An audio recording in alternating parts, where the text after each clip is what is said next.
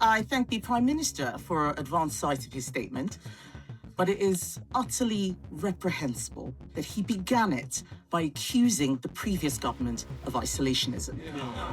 The same Conservative government, the business secretary's laughing, just that we'll tell him. The same Conservative government that led the world in our response to the invasion of Ukraine, that signed a vital strategic alliance in AUKUS. The business secretary is asking how many FTAs. We signed Britain's biggest post-Brexit trade deal, the CPTPP, bringing us closer to the 11 Indo-Pacific nations, including Japan. He asks, I know about that deal because I signed it myself.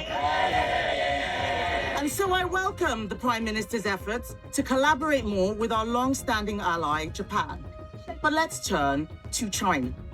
Of course, Britain should engage with China, even though the Chancellor wasn't allowed to go, even though they are an authoritarian state who seek to undermine our interests, even though they spy on us, sometimes within the walls of this building, even though they fund regimes around the world hostile to our country, they are a fact of life, a global power, and an economic reality.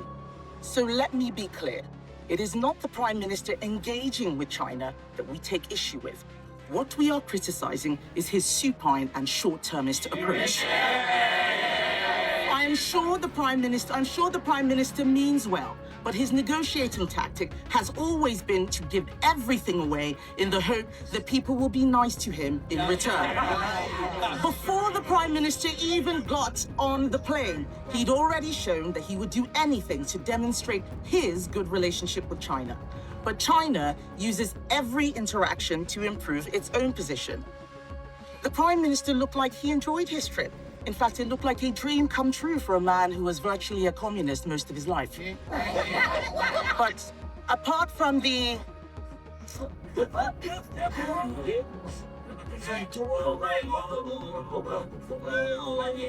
Mr. Speaker, apart from the Labubu doll in his suitcase, and I hope he's checked it for bugs, he has come back with next to nothing.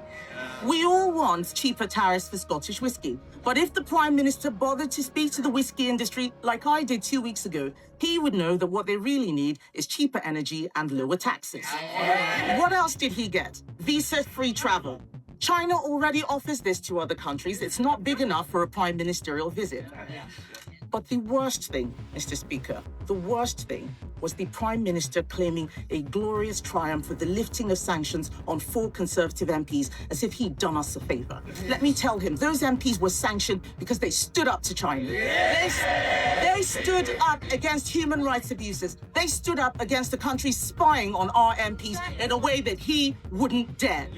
Those people don't want to go to China. The Chinese know that. They know that they are giving him something that costs absolutely nothing. Why can't the British Prime Minister see that? And I say to you, Mr. Speaker, and the whole House, like with the Chagos Islands, the Prime Minister has been played. China is about to build an enormous spy hub in the center of London, a ransom he had to pay before he could even get on the plane. I would never allow Britain to be held over a barrel like that.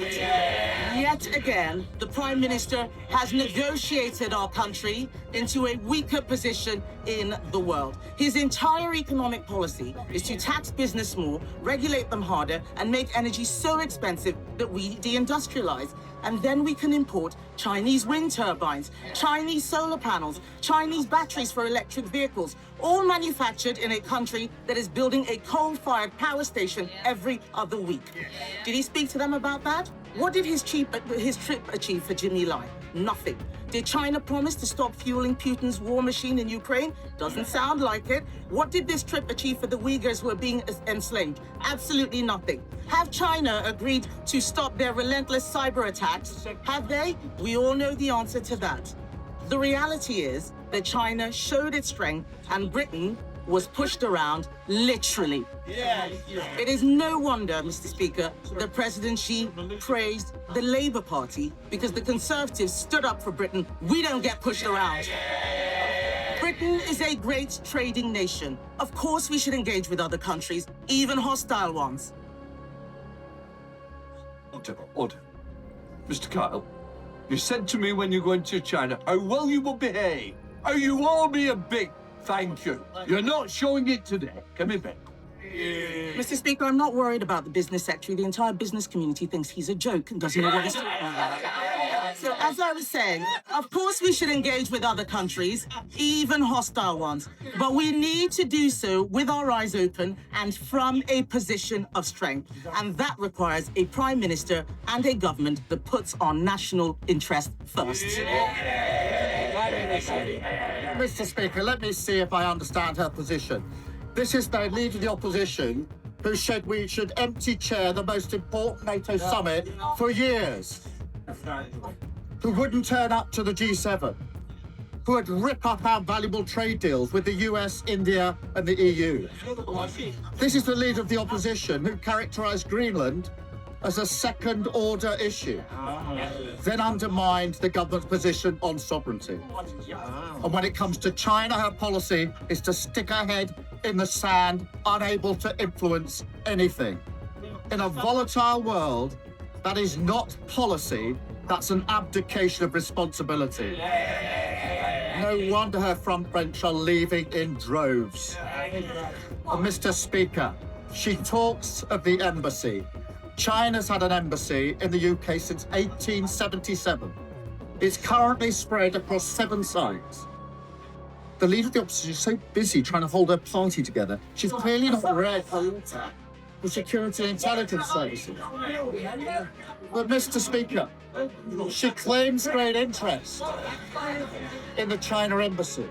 She was offered an invite for a Privy Council briefing on the issue. What did she do?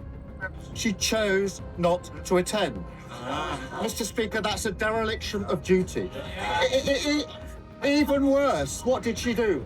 She sent in her place the member for Croydon South, the Shadow Home Secretary. That is a double dereliction of duty. Instead of taking up a Privy Council briefing, she took up a megaphone on the streets outside the embassy. I changed my party from a party of protest to a party of power. She's rapidly going in the opposite direction. And her reply this afternoon seems to be that we should engage with China, but not engage with China. But what we should do, instead of leader-to-leader discussions where we raise all the opportunities and the difficult issues, each and every one of them, instead of those leader-to-leader meetings, should get a bag of sand and put her head in it and influence absolutely nothing. They're so unserious about world affairs.